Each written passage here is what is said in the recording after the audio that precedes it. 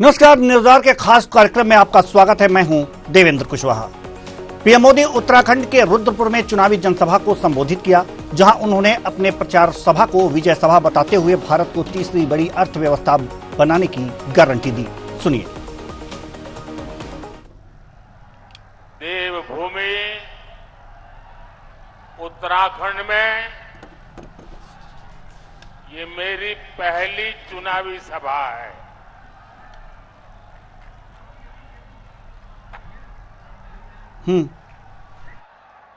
अब मैं तय नहीं कर पा रहा हूं कि ये प्रचार सभा है कि विजय सभा है, लेकिन मैं आपको विश्वास दिलाता हूं, आप जो धूप में तप रहे हैं, ये आपकी तपस्या मैं बेकार नहीं जाने दूंगा। मैं इसे विकास कर करके लौटाऊंगा। साथियों, आप जानते हैं कि मोदी ने भारत को दुनिया की तीसरी बड़ी आर्थिक ताकत बनाने की गारंटी दी है। तीसरी बड़ी आर्थिक ताकत का मतलब है लोगों की कमाई बढ़ेगी, लोगों को नौकरी के अवसर बढ़ेंगे, गांव हो शहर हो सुविधा बढ़ेगी, और इसका बहुत बड़ा लाभ ये देवभूमि मेरे उत्तराखंड को भी होगा। इस सभा में पीएम मोदी उत्तराखंड में लाभ की योजनाओं के बारे में बताते हुए नमो ड्रोन दीदी योजना की बात की, साथ ही बिजली से कमाई वाली योजना के बारे में भी बताया। सुनिए। आज उत्तराखंड हर प्रकार की आधुनिक कनेक्टिविटी से जुड़ रहा है। उत्तराखंड में भाजपा ने गरीबों को 85,000 पक्के घर बनाकर दिए हैं। उत्तराखंड में भाजपा ने 12 लाख घरों तक पानी का कनेक्शन पहुंचाया है। यहां भाजपा सरकार ने 5.5 लाख से ज्यादा शौचालयों का निर्माण कराया है। यहां की 5 लाख से ज्यादा महिलाओं को उज्ज्वला गैस मुफ्त गैस कनेक्शन दिया गया है। यहां करीब 3 लाख लोगों को स्वामित्व योजना के तहत उनकी प्रॉपर्टी के कार्ड दिए गए हैं। उत्तराखंड के 35 लाख लोगों के पास पहले बैंक में खाते तक नहीं थे।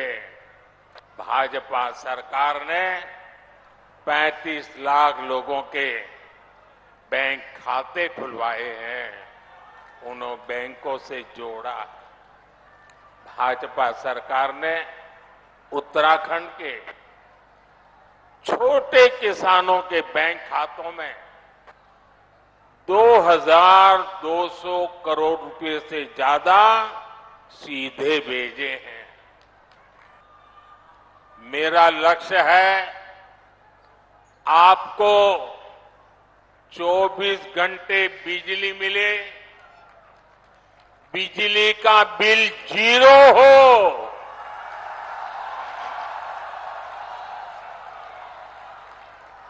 बिजली का बिल 0 हो और बिजली से कमाई भी हो। इसके लिए मोदी ने पीएम सूर्य घर मुफ्त बिजली योजना शुरू की है। इसके तहत छत पर सोलर पैनल लगाने के लिए सरकार मदद दे रही है। इससे जो एक मध्यम वर्गीय परिवार होता है, जिसके घर में 3-4 पंखे हो, एक आध दो एसी हो, वॉशिंग मशीन हो, रेफ्रिजरेटर हो, एक छोटी सी इलेक्ट्रिक व्हीकल के चार्जिंग की बात हो, तो करीब करीब उसको 300 यूनिट बिजली खपती है। ये 300 यूनिट तो मुफ्त मिलेगी और जरूरत से ज्यादा जो बिजली होगी उसको सरकार खरीदेगी और आपको उससे कमाई होगी। बहनों के लिए नमो ड्रोन दीदी योजना भी बनाई है। इसके तहत महिला स्वयं सहायता समूह को लाखों रुपयों का ड्रोन दिया जा रहा है और हमारे लिए गर्व की बात है, गांव-गांव हमारी बहनें ड्रोन पायलट बन रही है। इसका भी बड़ा लाभ यहां देवभूमि मेरे उत्तराखंड की बहनों बेटियों को भी होगा।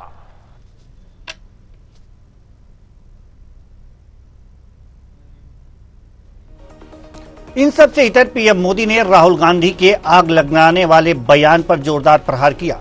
राहुल गांधी 31 मार्च को हरिद्वार में कहा था कि अगर इस बार बीजेपी चुनाव फिक्स करके जीत रही है तो देश में आग लगने जा रही है। राहुल के इस बयान पर पीएम मोदी ने जोरदार प्रहार किया है। भाई और बहनों, मैं सच बोलता हूं और मेरी बात आप अच्छी तरह सुन लो। अगर हिंदुस्तान में मैच फिक्सिंग का चुनाव बीजेपी जीते और उसके बाद संविधान को उन्होंने बदला तो इस पूरे देश में आग लगने जा रही है। कांग्रेस के शाही परिवार के शाहजादे ने ऐलान किया है कि अगर देश ने तीसरी बार बीजेपी सरकार को चुनी, आग लग जाएगी। कांग्रेस भारत को तो आपने सुना कि प्रधानमंत्री नरेंद्र मोदी ने क्या जवाब दिया है। प्रधानमंत्री नरेंद्र मोदी उत्तराखंड के रुद्रपुर में चुनावी जनसभा को संबोधित करते हुए न सिर्फ योजनाओं के बारे में बात की, बशर्ते कि उन्होंने राहुल गांधी जो 31 मार्च को उन्होंने हरिद्वार में आग लगने की बात कही थी, उस पर जोरदार प्रहार भी किया। आज इसी मुद्दे पर हम करेंगे चर्चा और चर्चा के लिए हमारे साथ जो मेहमान जुड़े हुए हैं उनसे आपका परिचय करा दें। अश्वनी शाही जी बीजेपी नेता, अनिल सिंह चौहान जी कांग्रेस प्रवक्ता, दिनेश सिंह जी राजनीतिक विश्लेषक। तीनों मेहमानों का बहुत बहुत स्वागत है हमारे इस कार्यक्रम में। चर्चा की शुरुआत करते हैं। चर्चा की शुरुआत करेंगे अश्वनी शाही जी बीजेपी नेता, आपसे शुरुआत, प्रश्नों की शुरुआत हम आपसे कर रहे हैं। सवाल यह है अश्वनी शाही जी कि प्रधानमंत्री नरेंद्र मोदी ने रुद्रपुर में जो बातें कही हैं, वास्तव में अपनी योजनाओं के बारे में बात की, दीदी ड्रोन योजना के बारे में बात की, बिजली से कमाई की बात की, साथ ही साथ उन्होंने राहुल गांधी पर प्रहार किया है, शहजादे की संज्ञा दी है।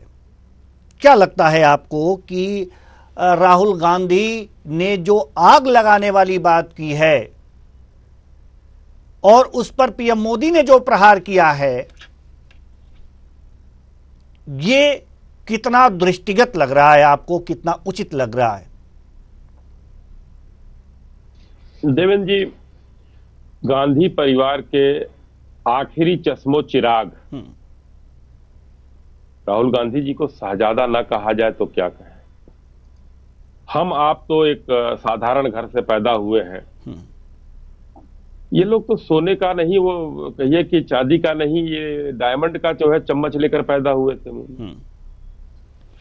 और उसके बाद जब देश में 75 साल हो गए देश को आजादी के, शानदार 10 साल से बहुत शानदार काम हो रहे हैं, तो ये कह रहे हैं कि अगली बार आ गए तो आग लग जाएगी। ऐसे ही 2019 के चुनाव में कह रहे थे कि आ गए तो चुनाव ही नहीं होगा आगे। तो इन लोगों को ये इस समय ये लग गया है कि चुनाव के पूर्व हमारी हार तय है। 24 में 24 से ऊपर जनता नहीं देने जा रही है कांग्रेस को, क्योंकि 2 चुनाव में तो लोकसभा में विधायक दल का नेता, वो लोकसभा में विरोधी दल का नेता लायक नहीं छोड़ा इनको। तो अब जनता ने मन बना लिया है मोदी जी के नेतृत्व में भरोसा करने का, और फिर से एक रिकॉर्ड कायम करने जा रही है जनता। हम जनता के कामों को लेकर जा रहे हैं। माननीय प्रधानमंत्री जी ने बताया अब इनको आग लग रही है। अब वहां पर हो रहा है कि जो जितने भ्रष्टाचारी थे, जिसको चाहे शीला दीक्षित जी हो, चाहे राहुल गांधी जी हो, सोनिया जी हो, लालू यादव जी हो, सब पर आरोप लगाए थे केजरीवाल जी ने, और उस भ्रष्टाचार के ही लगाए थे। और उसी भ्रष्टाचारी को जब वो जेल में गया है तो ये लोग जो है उसको बचाने पहुंच गए वहां, और वहां पर आग लगने की बात होनी शुरू हो गई। तो भाई कम से कम राहुल जी को ये सोचना चाहिए कहां क्या करना है, कहां नहीं करना है। आजकल आग लगना, एक दिन और आपने सुना होगा मैं बदले लूंगा। भाई 56 साल तक आप क्या करते रहे देश में, कुछ आपने किया नहीं, तो 10 साल में हम उसको सुधार रहे हैं, तो अब बदला लेने की बात याद आ रही है। एक बात और हम आपसे कहना चाहेंगे अश्विनी शाही जी कि आग लगाने की बात जहां तक राहुल गांधी ने की है, अगर जिस दृष्टि में प्रधानमंत्री नरेंद्र मोदी ने उस बात को लिया है, अगर वही बात सही है तो उन पर तो कार्रवाई बनती है। तो तमाम कार्रवाई हो रही है, एक कार्रवाई ये भी हो। देखिए चूंकि जो है कार्रवाई जरूर बनती है, लेकिन आजकल क्या फैलाया जा रहा है देवेंद्र जी, नेगेटिव फैलाया जा रहा है। चाहे कुछ भी अगर संस्थाएं कर देती हैं, अभी एक इरेडिकेशन ऑफ सनातन साउथ में हुआ था, उदयनिधि स्टालिन ने बोला था। हमने कोई कार्रवाई करने की केंद्र सरकार को जरूरत नहीं थी, और राज्य सरकार उनकी है, उन्होंने अपने ऊपर कार्रवाई नहीं किया, माफी भी नहीं मांगा, कहा नहीं मांगेंगे। लेकिन देश भर में उनके खिलाफ मुकदमे दर्ज हो गए। तो अभी 2 दिन पहले सुप्रीम कोर्ट ने कहा है, कल ही सोमवार को कहा है कि भाई हम जो है, आपने धारा 19 और धारा 25 का उल्लंघन किया है, और संविधान की धारा 32 में आप हमारे पास आ रहे हैं, हम नहीं ले सकते हैं आपका ये मैटर। पूरे देश में अगर मुकदमा हुआ है, तो आप कह रहे हैं कि इकट्ठा सारे हाई कोर्ट को छोड़कर, लोअर कोर्ट को छोड़कर हमारे यहाँ पर दिल्ली में हो जाए सारा। आप 406 के अंतर्गत आइए, हम सुन लेंगे, सुनने लायक नहीं है। लेकिन अब जब सभी जगह हाईकोर्ट में जाएगा तो दौड़ना पड़ेगा उनको, क्योंकि उन्होंने बैनर पोस्टर लगाकर हिंदू सनातन का इरेडिकेट करने का भाषण दिया। उसी तरीके से राहुल गांधी जी जो बोल रहे हैं, हमको करने की जरूरत नहीं है। देश में जनता है, जैसे उन्होंने वहां पर मोदी लोगों को गाली दिया, सजा हुई, सुप्रीम कोर्ट ने उनको माफी दे दिया, चलिए अच्छी बात है, हम स्वागत करते हैं सुप्रीम कोर्ट के फैसले का। तो उसी तरीके से फिर लोग मुकदमे लिखा देंगे, फिर ऐसे ये लोग झेलते रहेंगे। नहीं तो अगर अभी सरकार कहे कि नहीं आपने गलत किया है, कोई संस्था चली जाए अपने से, तो फिर यही हमारे कांग्रेस के अनिल भाई है, ये हल्ला मचाएंगे, देखिए हमारे खिलाफ ये हो रहा है, मार दिया जा रहा है, काट दिया जा रहा है। तो डर गए हैं, ये कहने से बीजेपी के लोग डर गए हैं, इसलिए अभी राहुल गांधी को छूट मिल रही है। सर एक 10 सेकेंड, बीजेपी के लोग उससे भी डर गए थे। राहुल गांधी ने एक बार कहा था कि मैं तो बोलूंगा 5 मिनट बोलूंगा तो भूकंप आ जाएगा। हम तो इंतजार कर रहे हैं उस भूकंप का, आज तक नहीं आया देश में। जी चलिए, ठीक है। अनिल जी हम आपके पास आना चाहेंगे। राहुल गांधी ने कहा है कि अगर इस बार फिक्स हो करके चुनाव जीता गया तो देश में आग लग जाएगी। फिक्स करके चुनाव जीता गया, उन्होंने मैच फिक्स की बात की है, मैच फिक्स करके जीता गया चुनाव, उन्होंने ये बात कही है, तो देश भर में आग लग जाएगी। सबसे पहले तो आप मुझे ये समझाइए कि ये जो बयान राहुल गांधी ने दिया है, इसका मतलब क्या है?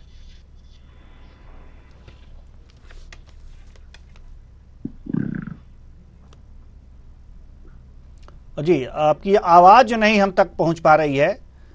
अनिल जी, आपकी आवाज हम तक पहुंच नहीं पा रही है, तो एक बार फिर प्रयास करें। जी चलिए, दिनेश सिंह जी के पास आना चाहेंगे। दिनेश सिंह जी, राजनीतिक विश्लेषक हैं आप। राहुल गांधी के बयान आपने सुने हैं, उस पर पीएम मोदी का पलटवार भी आपने सुना। क्या लगता है, राहुल गांधी जो बयान दिए हैं कि देश में आग लग जाएगी और मैच फिक्स करके चुनाव जीता गया, मायने क्या हैं इसके? कुशवाहा जी, आपको, अश्विन जी को, अनिल जी को और दर्शकों को मेरा नमस्कार। जी नमस्कार। देखिए, इसको अगर ये देखा जाए कि मतलब कि दो इसके मायने निकलते हैं, या तो कोई कंट्रोवर्सी इनको खड़ी करनी है, तब तो देखिए बात अलग है। अदरवाइज जैसे कहीं ना कहीं समाज में कोई वमनस्य या किसी तरह का अगर वो लेकर के अगर बैर भाव लेकर करके बात करें, तो मैं उसकी निंदा करता हूँ, क्योंकि इस तरह की चीजें चुनाव के समय जो है गैर बगैर नेता देते हैं, मतलब इस तरह के बयान देते रहते हैं, लेकिन मैं ठीक नहीं समझता। मतलब मुझे लगता है कि कहीं ना कहीं समझदारी से, मैच्योरिटी से और सोच समझ के करना चाहिए कि समाज में कौन से तबके पे और कौन से कहाँ पर क्या इसका असर पड़ेगा। क्योंकि देखिए, एक तरह से देवभूमि की बात करें, मतलब उत्तराखंड की बात करें, तो सिर्फ उत्तराखंड जो है अपने आप में सिर्फ एक राज्य नहीं, उसके साथ में उत्तर प्रदेश में तो 5 सीट उधर की और जो 80 जैसे लोग उत्तर प्रदेश की, तो दोनों देखिए प्रभावित होती है। और जो उत्तर प्रदेश के लोग हैं वो भी देखते, मतलब ये मान के कि उधर नजर पूरी रखते हैं उत्तराखंड के। लेकिन मुझे लगता है कि इस तरह की चीजें, इस तरह के बयान से जहां तक उसके थोड़ा मतलब बचना चाहिए, क्योंकि इस तरह की मतलब की मेच्योरिटी की श्रेणी में नहीं आता वो। और दूसरी बात देखिए, जैसे कि इन्होंने बोला है कि ठीक है, अपने तरीके से, अब क्या समझ के बोला, मेरी समझ में नहीं आई बात वैसे, तो इन्होंने बोला कि तीसरी बार अगर मैच फिक्सिंग करके, तो मैच फिक्सिंग तो अपने आप में एक तरह से इसी का उल्लंघन कर रहे हैं। इलेक्शन कमीशन के जो गाइडलाइंस है, तो उसमें किसी प्रकार की इस चीजों के बारे में और पूरे तरीके से ताकीद और पूरी तरह की हिदायत देंगे, इस प्रकार से कोई बयान जो है, कोई भी तरह की स्टेटमेंट जो है कोई नेता नहीं देगा। फिर भी अगर दे रहे हैं तो कहीं ना कहीं या तो ओवर कॉन्फिडेंस या कहीं ना कहीं अपने तरीके से मतलब बयानों से सुर्खियां बटोरना चाहते हैं। तो उस तरह की चीजों से जहां तक हो सके, क्योंकि इससे पहले भी राहुल गांधी जो है चर्चित रहे इस चीज को लेकर के, कि कहीं ना कहीं कोई कंट्रोवर्शियल स्टेटमेंट या इस तरह की मतलब देने की पहले से आदत रही है, जो भी रही है, तो उस तरह की चीजें करते रहे। और दूसरा देखिए, जैसे कि मैं आपको बताऊं कि जहां पर जैसे कि पीएम की रैली थी, तो ये रुद्रपुर को एक तरह से मिनी इंडिया कहा जाता है। तो मतलब एक तरह से पैन इंडिया सब जगह से प्रेजेंस वहां पर लोगों की है, क्योंकि इंडस्ट्रियल टाउनशिप भी वहां पर काफी बड़ी है। और दूसरा उसके अलावा लोगों को आना, जो पर्यटक स्थल होने की वजह से और पर्यटक जैसे कि एक तरह से प्रदेश होने की वजह से लोगों का काफी आना जाना होता है, तो बहुत से लोगों की नजर होती है। तो पूरे एक तरह से मतलब कि सिर्फ प्रदेश को नहीं, साथ में से यूपी मैंने बताया, साथ में पूरा देश जो है उसमें कहीं ना कहीं चीजें कोई ना कोई पहुंचती है। जैसे मतलब प्रधानमंत्री मोदी ने जिक्र किया कि यहाँ पर बंगाली भी रहते हैं और जो अन्य महाराष्ट्र के लोग भी रहते हैं, दुनिया भर के लोग रहते हैं। तो इस प्रकार से बचना चाहिए। और जहां तक जैसे इसका असर की अगर बात करें, तो इसमें मैं थोड़ा सा बताना चाहूंगा, जैसे कि जब 370 जब हटाई गई थी कुशवाहा जी, उस वक्त भी इस तरह के बयान आते थे कि अगर 370 हटाई गए तो यहाँ पर तिरंगे को कंधा देने वाले कोई नहीं मिलेगा।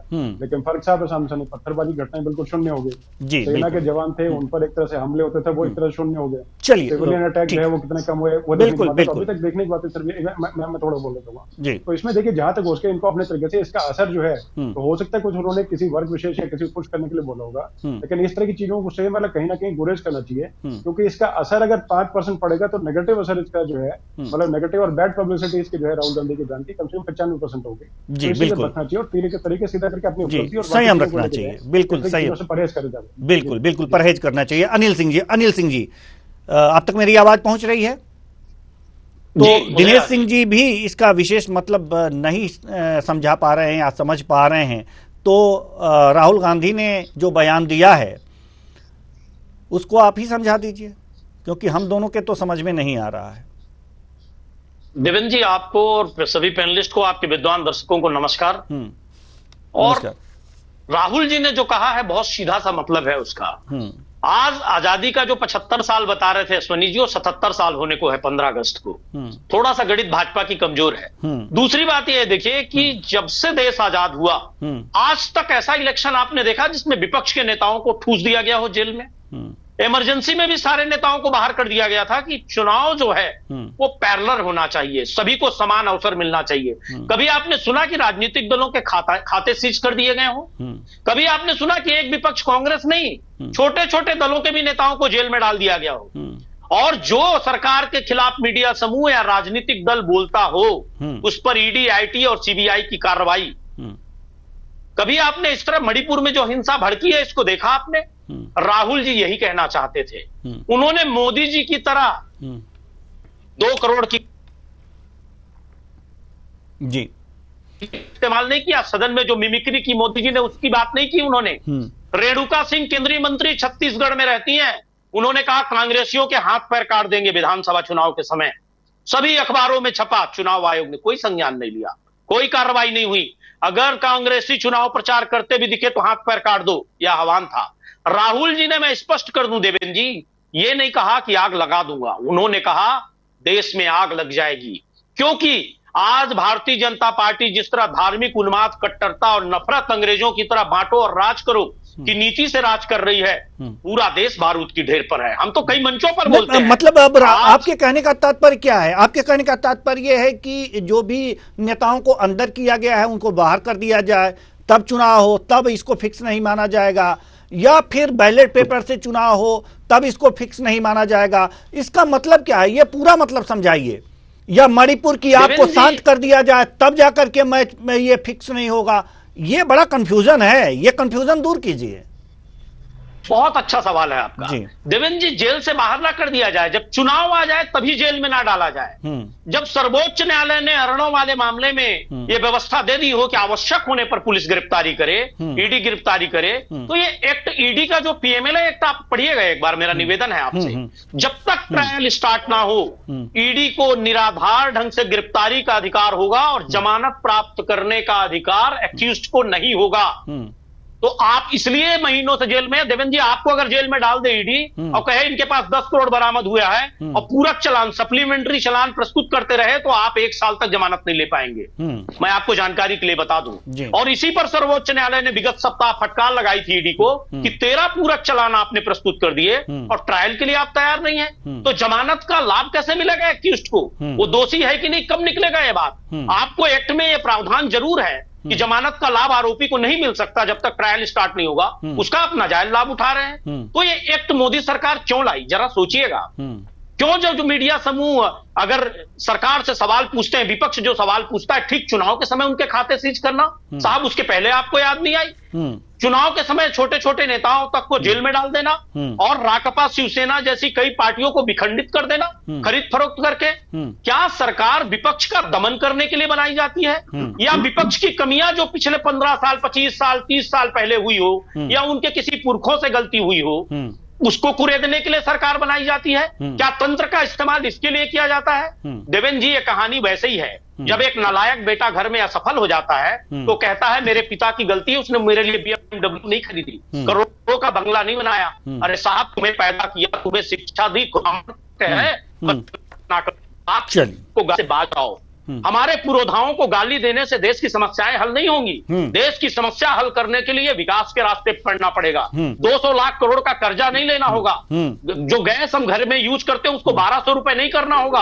अच्छे दिनों की बात करने वालों को, 15 लाख खाते में डालने वालों को देश को धर्म के नाम पर लड़ाना नहीं होगा। महंगाई पर जवाब देना होगा। 100 दिन मांगे थे प्रधानमंत्री ने। रोजगार पर बात करनी होगी। प्रतिवर्ष 2 करोड़ रोजगार की बात थी देवेंद्र जी। सवाल पूछेंगे तो ईडी, आईटी और सीबीआई, और या ये कह दिया जाए कि नेहरू ने गलती की थी, पाकिस्तान में ऐसा हुआ इसलिए ऐसा हो रहा है। ये कोई जवाब नहीं होता। सरकार की जवाबदेही तय होती है। और विद्वान पत्रकारों का तो ये निश्चित रूप से दायित्व है कि सरकार की बखियां वो उधेड़ें और सरकार पर कठोर से कठोर प्रहार करें। विपक्ष पर प्रहार करना मीडिया का दायित्व नहीं है, और विपक्ष का भी दायित्व है कि वो सरकार पर प्रहार करे, लेकिन सरकार का यह दायित्व नहीं है कि अपने तंत्र का इस्तेमाल करके विपक्ष पर प्रहार करे, कठोर। चलिए, कुल मिलाकर के आपके कहने का तात्पर्य यह है अनिल जी कि आपके कहने का तात्पर्य यह है कि जो नेता गिरफ्तार किए गए हैं, जेल के अंदर डाले गए हैं, चुनाव में उन्हें बाहर निकाल देना चाहिए, तब जाकर के ये मैच फिक्स नहीं माना जाएगा, ये चुनाव फिक्स नहीं माना जाएगा। नहीं तो ये चुनाव में अंदर नहीं डालना चाहिए देवेंद्र जी। मैंने कहा ठीक है, तो यार मतलब निकाल देना चाहिए। अगर जो चुनाव के अंदर नहीं, एक चीज और आपको बता रहा हूं, नहीं वही चुनाव आयोग को इसमें विशेष अधिकार होता है। चुनाव आयोग भी कह सकता है कि राजनीतिक दलों का खाता अभी आप सीज नहीं कर सकते, इलेक्शन चल रहा है, आप खाते ओपन करिए, चुनाव को बराबरी पर होने दीजिए। लेवल प्लेइंग यही कहा जाता है कि आप समानांतर चुनाव होने दीजिए। विपक्ष का खाता बंद कर दो, विपक्ष के नेताओं को जेल भेज दो। 2-3 पॉइंट तंत्र का जिस तरह ठीक है सर, आएंगे, बात समझ में आ गई आपकी बात समझ में आ गई। अश्वनी शाही जी उसका जवाब देंगे। अश्वनी शाही जी, जो चुनाव के दौरान जिन नेताओं को अंदर कर दिया गया जेल के, उनको बाहर निकाला जाए, नहीं तो ये चुनाव फिक्स माना जाएगा। खाते जिस पार्टियों के सीज किए गए हैं उनके खाते जो है उनके खाते ओपन कर दिए जाएं, भाई उनसे रोक हटा ली जाए कि वो अपने खर्चे कर सकें, नहीं तो इसको फिक्स माना जाएगा। और फिक्स अगर इस तरह से चुनाव हुए तो चुनाव के बाद आग लग जाएगी। कर सकते हैं जी। देवेंद्र जी, देखिए आजकल विरोधी दलों का एक शगल हो गया है, संविधान की हत्या, लोकतंत्र की हत्या। और कर वही रहे हैं। और नाम लगाते हैं कि भाजपा जब से आई है तब से संविधान बचा ही नहीं, लोकतंत्र की हत्या हो गई। ये यहाँ नहीं, विदेशों तक जाकर चिल्ला के आए हैं कई नेता। देखना होगा कि भाई हिंदुस्तान के उसी संविधान में संवैधानिक व्यवस्था है, कई आर्टिकल हैं, उसमें जो डिपार्टमेंट बने हुए हैं वो उसी एक्ट से चलते हैं। भाई आप उस एक्ट का वायलेशन करेंगे, आईटी को अपना हिसाब नहीं देंगे, खातों का जो प्रस्तुतिकरण है उनके सामने समय से न कर 3-3 महीने बाद आप अपने देंगे, 3-3 साल बाद देंगे, और उसके बाद कहेंगे कि संविधान की हत्या भाजपा कर रही है, तो खाते तो सीज होंगे।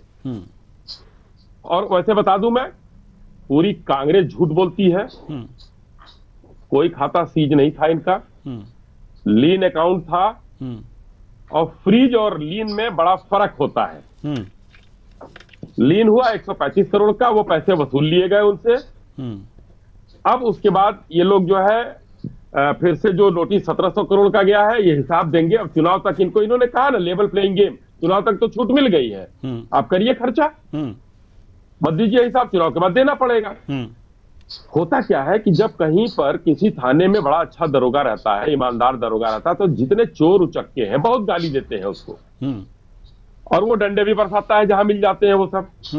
लेकिन जो एक शरीफ समाज होता है वो उस दरोगा को बुलाकर बड़ा सम्मानित भी करता है और अपने घरों पर बैठाता है, कम से कम सुकून में तो है हम लोग। आज की परिस्थिति वही है। जो आदमी केजरीवाल आज भ्रष्टाचार के आरोप में बंद है, उनको, जिनको ये हमारे कांग्रेस के साथी कह रहे हैं कि बाहर कर देना चाहिए, इसका मतलब है कि भाई चुनाव आ गया तो सारे चोरों को, सारे भ्रष्टाचारियों को, सारे डकैतों को बाहर कर दीजिए।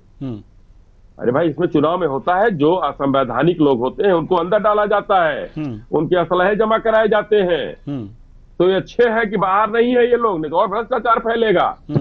और माननीय मोदी जी ने अभी आपने सुनाया भी, और काठगोदाम में उन्होंने भाषण भी दिया कि तीसरा टर्म हमारा और कड़े प्रहार का होगा। कुछ जांचें चल रही हैं बड़े बड़े नेताओं की, और बड़ा स्पीडी ट्रायल हो रहा है उसका। जेल होगी उसमें, सबको होगी। मैं ये नहीं कह सकता हूं कि कोई बच सकता है, क्योंकि भ्रष्टाचार किया है इतने बड़े कांग्रेस पार्टी 5000 करोड़ का जो है नेशनल हेराल्ड का सब खपत कर गए, और उसको व्यापार कर रहे हैं, भाड़े पर दे रहे हैं। ये संविधान के साथ खिलवाड़ नहीं है तो और क्या है? कि राजनीतिक दल जो है व्यापार नहीं कर सकता है, और वही भ्रष्टाचारी चोरू चक्के आज कहते हैं कि हमारे साथ कुछ न किया जाए, हमको खुला छोड़ दिया जाए, हम बाजार में घूमते रहे और दंगे फैलाते रहे, भागलपुर अखबारवा कांड करते रहे, हैदराबाद के दंगे फैलाए, आग लगाए ये लोग। अब बताइए, मोदी जी जब से आए हैं प्रधानमंत्री हुए, एक दंगा बता दीजिए, नहीं तो हैदराबाद के दंगे, मुरादाबाद के दंगे, दिल्ली के सिखों का नरसंहार, भागलपुर अखबारवा कांड, कितने दंगे गिनाए जाए। आग तो वो बरसती थी, खून तो वहां दिल्ली की सड़कों पर सिखों का बहा था। वही ये खूनी पार्टी है, खूनी पंजे वाली, जो इनको आग दिखाई दे रहा है। जी अनिल जी, हम आपके पास आना चाहेंगे। खाते जो हैं, जो फ्रीज हैं, वो ओपन तो नहीं होंगे, जो अंदर चले गए हैं जेल के वो भी बाहर नहीं होंगे। अश्वनी शाही जी की बातों से लगता है, तो क्या लगता है कि इस चुनाव के बाद देश में आग लग जाएगी? अगर आग लग जाएगी तो लगाएगा कौन? ये संभावनाएं अगर कांग्रेस के पास पहले से हैं तो बता ही दीजिए। देवेंद्र जी, बहुत विनम्रता पूर्वक मैं एक आग्रह करूंगा, देश का मीडिया समूह जब इतना भयादोहन का शिकार हो जाए कि वो सरकार से सवाल पूछने की बजाय विपक्ष पूछने लगे और अधिक से अधिक सरकार की मक्खन पालिश में लीन हो जाए, तो बड़ी तकलीफ होती है। जब अजित पवार और छगन भुजबल और नवीन जिंदल को, आपको मालूम है, पिछले सप्ताह सीबीआई ने क्लीन चिट दे दी। भाजपा में ज्वाइन करने के 24 घंटे के अंदर सीबीआई ने क्लीन चिट दी है। ईडी, सीबीआई, आईटी ने छापा मार के उद्योगपतियों से वसूली की है, जैसे दाऊद इब्राहिम के गुर्गे करते हैं। ये लोकतंत्र में आग लगना नहीं है। कौन सा आग लगने की परिभाषा आप जानते हैं?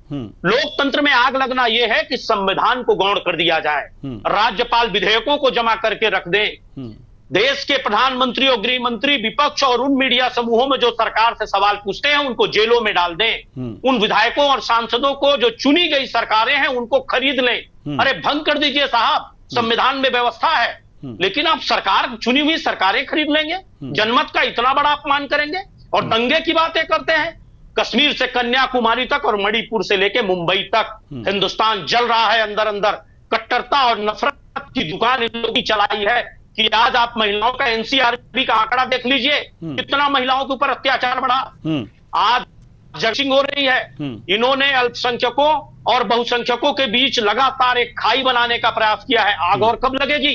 अंतरराष्ट्रीय स्तर पर विश्व की बड़ी शक्तियों को हस्तक्षेप करना पड़ रहा है कि हिंदुस्तान में कौन सा लोकतंत्र चल रहा है। जो हिंदुस्तान विश्व में लोकतंत्र का सबसे बड़ा मानक और सबसे बड़ी शुचिता वाली राजनीति वाला देश था, उस हिंदुस्तान को आज आप देखिए, क्या भारतीय जनता पार्टी में ज्वाइन होते ही सारे भ्रष्ट साफ हो जाते हैं।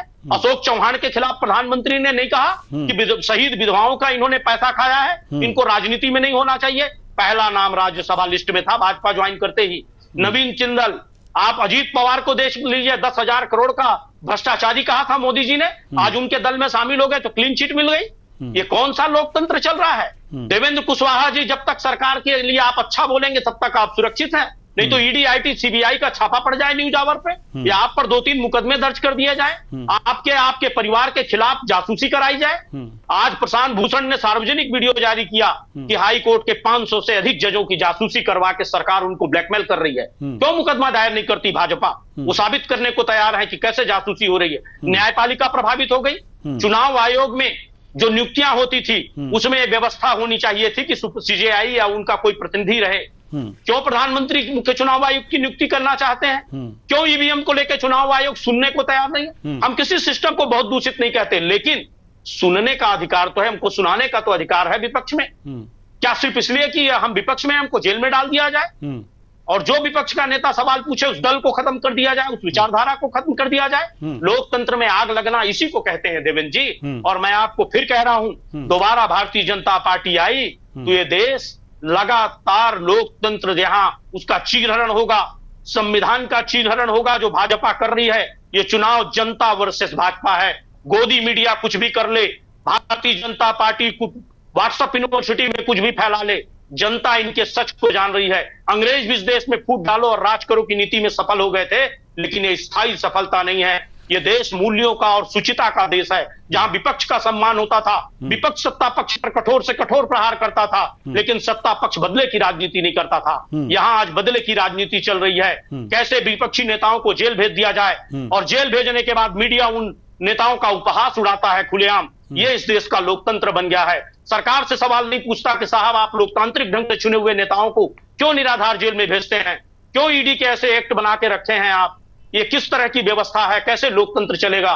तो यहां मीडिया ये करता है कि सरकार की चाटुकारिता में मगन हो जाता है ताकि हमारा मीडिया, हमारा समूह चलिए, मीडिया चाटुकारिता में मगन है और कांग्रेस जो है इसको बहुत अच्छी तरह से देख रही है। तो ध्यान देते रहिएगा कि मीडिया संस्थान किस तरह से चाटुकारिता कर रहे हैं। हम आएंगे आपके पास अनिल जी, थोड़ा सा हम इस पर ये ले लें, दिनेश सिंह जी की कुछ राय ले लें। आपके आग लगने वाले जो परिभाषा आपने दिया है, दिनेश सिंह जी, अभी अनिल जी ने बहुत अच्छी बातें आग लगने वाली बात का डिफाइन किया है कि लोकतंत्र में आग इस तरह से लगती है। ऐसा कुछ होता दिख रहा है क्या आपको?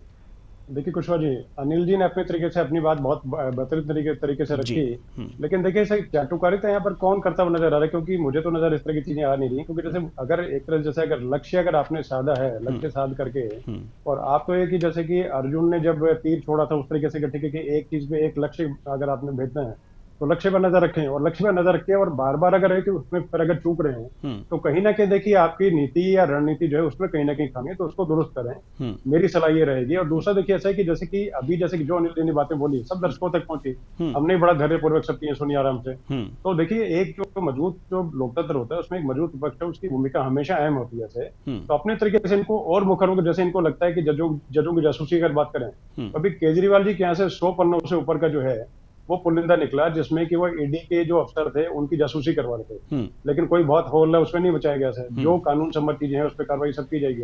तो अपने तरीके देखिए कि सिर्फ इधर उधर की भ्रमित जो चीजें होने वाली है तो उससे भ्रमित पक्ष ना हो, सीधा लक्ष्य पर नजर रखे कि ठीक है हमें ये करना है, अपने मुद्दे लेके जाए, सटीक मुद्दे लेके जाए। आग लगने की बातें कुछ लगेंगी, ये सब चीजें ठीक नहीं है। दूसरा, जहां तक जैसे राज्यपालों की बात पे अनिल सिंह जी कुछ कह रहे थे, तो मैं पर्टिकुलर इनके कोई खिलाफ नहीं हूँ, ना कांग्रेस के खिलाफ ना किसी और के खिलाफ। लेकिन मैं थोड़ा सा दुरुस्त करना चाहता हूँ जानकारी, जितना दुरुपयोग कांग्रेस ने किया था मतलब की संस्थाओं का और जो एजेंसी थी, उतना मुझे लगता है कि किसी ने नहीं किया। क्योंकि कितने राज्यपालों को किस तरीके से कहां पर क्या बोल करके कितनी सरकारें गिराई गई, कितनी जगह राष्ट्रपति शासन लगाया गया। मणिपुर का उदाहरण आप ले लो, मणिपुर में कितना किस तरीके से जो बकड़ा खड़ा किया गया वो कांग्रेस के शासन में था। तो अभी देखिए ऐसा कि कोई पुरानी बातें कुरेदने उड़ने की चीजें नहीं है। लेकिन अगर सब चीजों के इतना आप मुखर होकर के और बोल भी रहे हैं, फिर भी उसका अगर बार बार अगर भाजपा और इंडिया मतलब एनडीए गठबंधन जो है उनको अगर बार बार सरकार चुन के अगर मतलब कि जो जनता चुन के अगर लेके आ रही है, तो इसका मतलब कहीं ना कहीं आपको अपनी रणनीति उसमें तब्दीली करनी पड़ेगी। सिर्फ उधर की बातें करने से फर्क लंबा चौड़ा नहीं पड़ेगा। तो कहीं ना कहीं उन चीजों को दुरुस्त करें। और कहीं जैसे देखिए एक ने कुछ अगर गलत अगर बाई चांस किया भी है तो उसको गलत बोल करके और आप अपनी गलती को नहीं छुपा पाएंगे। आप अपने तरीके से सच्चरित्र होकर के राजनीतिक शुचिता उसको कायम करने का काम करें, तो जनता तक मैसेज क्लियर पहुंचेगा भाई ठीक है कि अगले के साथ तो मतलब बेचारे के साथ बुराई किया जा रहा है और कहीं ना कहीं जो एक पक्ष है वो कहीं ना कहीं खराब है। और देखिए मीडिया पूरे तरीके से मैं बहुत सारी चीजें हूँ मीडिया में, और पूरे तरीके से पूरी स्वतंत्रता के साथ में विपक्ष के जो देते हो, चाहे कांग्रेस के हो चाहे अन्य दलों को कहीं पे हो, तो सभी लोग पूरे तरीके से बोलने का काम सब कुछ बिल्कुल प्रसारित किए थे।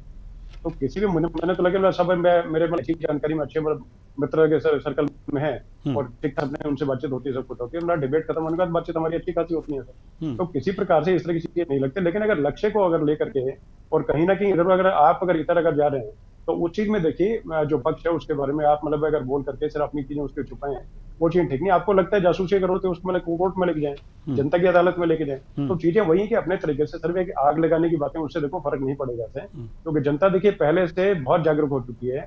और जो जैसे कि मैसेजेस की बात करें, व्हाट्सएप की बात करें, किसी की चाहे बात करें, मतलब मैं मानता हूँ कि ठीक है 99 उसमें गलत होंगे, लेकिन अगर एक भी ठीक अगर मैसेज अगर नीचे अगर पहुंचता है तो हमारी एक तरह से जो मतलब जो शैली है समझाने की वो सार्थक मैं समझता हूँ। जैसे अभी इस डिबेट में हम लोग को चीज अगर ठीक ठाक बोले और नीचे जनता तक उसमें अगर सकारात्मक उसकी भूमिका में अगर जाकर के बातें अगर बैठती हैं तो हम लोग उसको सकारात्मक समझे कि हमने अच्छी डिबेट की, अच्छी बहस की, जिसमें नीचे तक जनता के बीच में बातचीत पहुंची और एक तरह से जाकर के हमने यह सकारात्मक जो है बदलाव लाने में हम लोग सफल रहे। तो इस तरीके से ये चीजें अपने तरीके से अपनी नीति रणनीति को लेकर आगे आप लोगों की भूमिका जो है और अहम बन सके। सत्ता में काबिज हो पाए ये और नहीं हो पाए तो कम से कम ऐसी पक्ष की भूमिका निभा पाए जिसमें कि कहीं किसी की तरफ देखना ना पड़े। जैसे आप पिछले 2 चुनाव में कांग्रेस के प्रवक्ता बैठे इसलिए बताना चाह रहा हूँ, बाकी और दल अगर ये बैठे होते तो उनको ही बताता कि 50 से कम सिमट के रहेगी कांग्रेस। तो इससे ज्यादा आने की सिर्फ अगर सोचे तो बोले सकारात्मक तरीके से अपने दलों को अलग लेकर के बातचीत ना करें। जैसे कि साथ में जैसे आम आदमी पार्टी है, तो आम आदमी पार्टी आज एक उसी मंच पे जैसे कि मतलब 2011 में 2012 में उसी रामलीला मैदान में आप लोग एक दूसरे के खिलाफ तलवार निकाल के खड़े थे। आज उसी मंच पे मतलब किस तरीके से बात कर रहे हैं, कुछ कर रहे हैं, मतलब कि गलबैयां डाल के बातें करते हैं। तो ठीक है, अच्छी बात है, राजनीति में हमेशा मतलब बातें होनी चाहिए, सबसे बात होनी चाहिए। लेकिन उस वक्त जैसे कि जो शराब कांड वाली अगर बात करें तो शराब कांड सबसे ज्यादा उजागर करने वाली कांग्रेस थी। अगर फुसफुसाहट में अगर बोला भाजपा ने तो इन्होंने पूरे तरीके से लाउड स्पीकर में बोला, ये देसी भाषा में अगर बात बोले तो उस तरह की बात थी। और दूसरा देखिए जब आए थे अरविंद केजरीवाल, उन्होंने बोला था कि मैं कांग्रेस या बीजेपी किसी का गठबंधन नहीं करूंगा, ना किसी प्रकार के सूत्र लूंगा और मैं एफिडेविट लिख करके देता हूँ कि संदूक में इसको रख लें। आज की डेट में उससे अलग होते नजर आ रहे हैं। और संजय सिंह देखिए कि अगर लोकतंत्र अगर जिंदा अगर नहीं है तो संजय सिंह को बेल कैसे मिली? उसमें सीधा इस्तेमाल उसको भी देखिए बोले ना, क्योंकि उसमें उनको बेल किसी आर्गुमेंट से नहीं मिली है। ईडी को जब लगा कि कॉपरेट करने, जैसे कि मतलब सबसे पहले अंदर जाने का कारण केजरीवाल जी कहता है कि कॉपरेट नहीं कर रहे थे, वो जानबूझ के और सिंपैथी लेने के लिए 2024 के चुनाव को लेकर के और एन चुनाव का टाइम गिरफ्तार जानबूझ के होना चाह रहे थे। और अभी भी जेल में क्यों पड़े? इसलिए पड़े कि ठीक है उनको पता है कि ठीक है अगले 2 महीने तक कोई कैबिनेट की बैठक नहीं होने वाली है, तो किस तरह से खींचना चाहते हैं। उसके बाद अपनी वाइफ जो है उनको शायद मुख्यमंत्री बनाने की कार्रवाई करें। तो अभी अपने तरीके से सिर्फ एक लक्ष्य साध के अपने तरीके से चलते हैं तो ठीक ठाक है। और बाकी जो चीजें आप मुद्दे लेके जाइए, जनता की हालत में लेके जाइए पूरे तरीके से। अगर नहीं ले पाएंगे, नहीं लेके जा पाएंगे तो उस तरीके से नीचे मैसेज नहीं पहुंच जाएगा, ना कोई नैरेटिव सेट हो पाएगा। तो चीजें जो भी जिस तरीके से हैं उस तरीके से वही मतलब सकारात्मक हो पाएगी, जो आप मजबूती से लेकर के और मजबूती से उसको नीचे उतार पाएंगे। जी बिल्कुल बिल्कुल। तो अनिल जी, हमारे राजनीतिक विश्लेषक दिनेश सिंह जी की बातें आपने बड़े ध्यान से सुनी होंगी, बड़े गौर से सुनी होंगी। क्या उनकी बातों में ऐसा लगता है कि कहीं पक्षपात वो कर रहे हैं? मैं देवेंद्र जी सिर्फ एक ही लाइन कहूंगा कि भाजपा के 2 प्रवक्ताओं को नहीं बैठाना चाहिए आपको, एक प्रवक्ता काफी होता है जी। क्योंकि जिस तरह से इन्होंने वॉशिंग मशीन का मुद्दा छोड़ दिया, महंगाई, रोजगार और जिन मुद्दों पे सरकार बनी थी, प्रधानमंत्री ने 100 दिन मांगे, कभी 5 साल मांगे, और 2047 की बात करने लगे। अगर एक पत्रकार इन विषयों पे कठोर प्रहार करे तो वो समझ में आता है मोदी मीडिया नहीं, जहां तक मैं समझता हूं। पत्रकार कांग्रेस से, कांग्रेस से जी जी जी जी, हम आप ही के पास आ रहे हैं। पत्रकार कांग्रेस से ये फाइनल लिस्ट लेकर के आए, एक प्रश्नों का जखीरा लेकर के आए और वही करे, तब कांग्रेस खुश रहेगी? आप ये चाहते हैं? नहीं, आप भेजते रहिए ना। नहीं अनिल जी, आप सभी पत्रकारों को अपने अनुसार कहने की। प्रधानमंत्री कार्यालय से डेली इशू जारी होते हैं।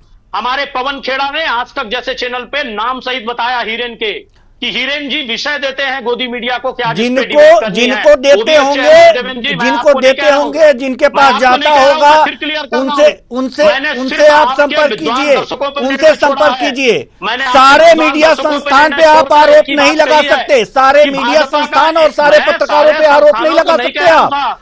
नहीं अनिल जी, मैं आपका सम्मान करता हूं, आप हमसे बड़े हैं और काफी अनुभवी हैं। सारे संस्थानों पे आरोप सभी तो आप मुझे बताइए, मैं कैसे कहता कि मीडिया समूहों को भी तोड़ा जा रहा है, उन पर भी छापेमारी हो रही है? मैंने ये बात नहीं कही। नहीं, मैंने ये भी देखा कि एनडीटीवी को कैसे तोड़ा गया देश में। तो मैं तो खुलेआम मेरा संस्थान और मेरे पास, मेरे साथ जो पत्रकार, जो राजनीतिक विश्लेषक बैठते हैं, आ रहे हैं आपके पास दिनेश जी, हमारे साथ जो पत्रकार बैठते हैं हमारे साथ। अनिल जी, आप सम्मानित व्यक्ति हैं, मेरी बात सुन लीजिए। मैंने आपको बड़े धैर्य से सुना, मैंने आपको बड़े धैर्य से सुना अनिल जी। अनिल जी, हमने आपको बड़े धैर्य से सुना, अब मेरी बात सुन लीजिए। अब मेरी बात सुन लीजिए। अवसर दिया, मुझे जो लगा मैंने कहा। अच्छी बात है, मैंने धैर्य से सुना।